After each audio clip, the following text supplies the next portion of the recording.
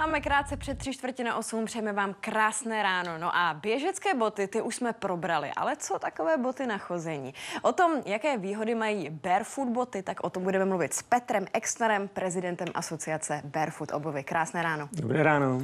Tak co jsou vlastně barefoot boty a jak se dá definovat taková obuv? V podstatě narodili jsme se bosí a jako bosí žijeme a ta chůze, příroda to vymyslela tak, aby to bylo co nejjednodušší. To znamená, barefoot bota se dá definovat, aby jsme chodili co nejblíž jakoby na boso. Ona má 4 základní znaky, já jsem si to takhle připravil. V podstatě musí být prostor pro prsty, ohebná podrážka, lehkost a důležitý, že drop nulový, to znamená žádný podpatek. Co dělat, pokud má třeba člověk problémy s koleny, kyčlemi anebo třeba zády? Může barefoot obuv pomoci? Určitě může pomoci, doporučujeme, ale ze začátku bych doporučoval chodit třeba jenom 10-15 minut, vyzkoušet si to nejlépe v přírodě. Pokud to pomůže, dál pokračovat, pokud to nepomůže, tak bych radši kontaktoval doktora.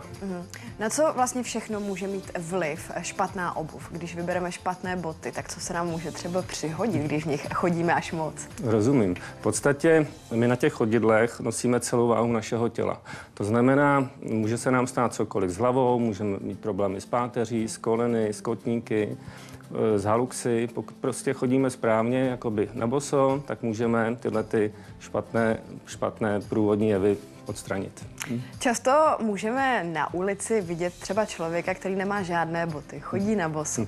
Tak pro ty z nás, kteří úplně na boso chodit nechtějí z nějakých důvodů, například špíny nebo že bychom si mohli něco zapíchnout, tak je barefoot obuv právě vhodná? Přesně tak. Je to alternativa? Přesně tak, proto to je. Ty prsty se pohybují tak, jak mají, to znamená při každém kroku se zapojí do chůze palec a právě ten barefoot vás ochrání před injekční stříkačkou, před sklem a podobně.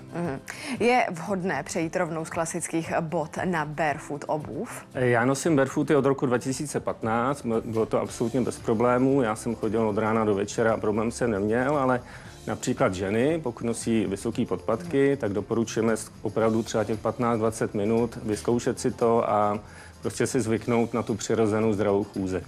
Má bosé chození vliv například na imunitu, prokrvení chodidel? Určitě.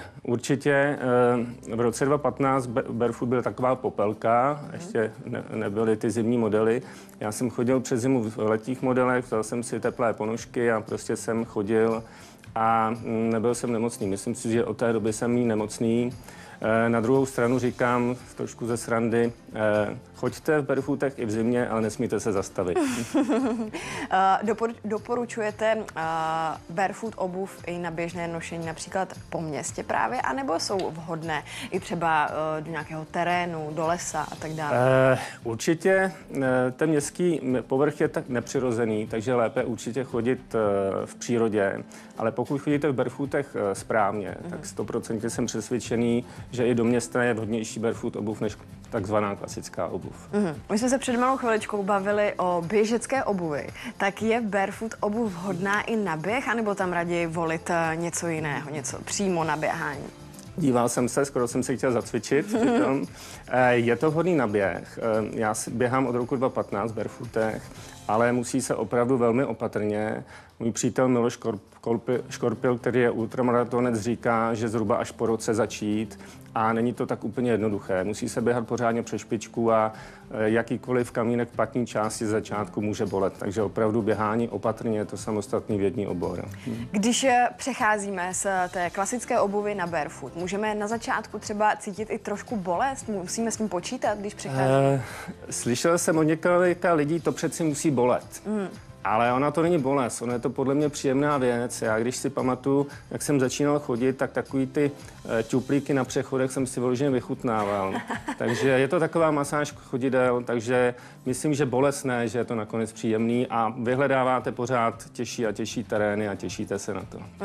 Ještě v rychlosti, když bych chtěla se ohledně bosé chůze dozvědět něco víc, tak existuje už nějaká odborná literatura nebo kde najdeme více informací? Ano, ty barefooty se hodně rozšiřují, knihy začínají vznikat, dokonce já se na jedné podílím a 3. října bude v Černé Růži křest knihy Fenomén Barefoot, takže se těšíme.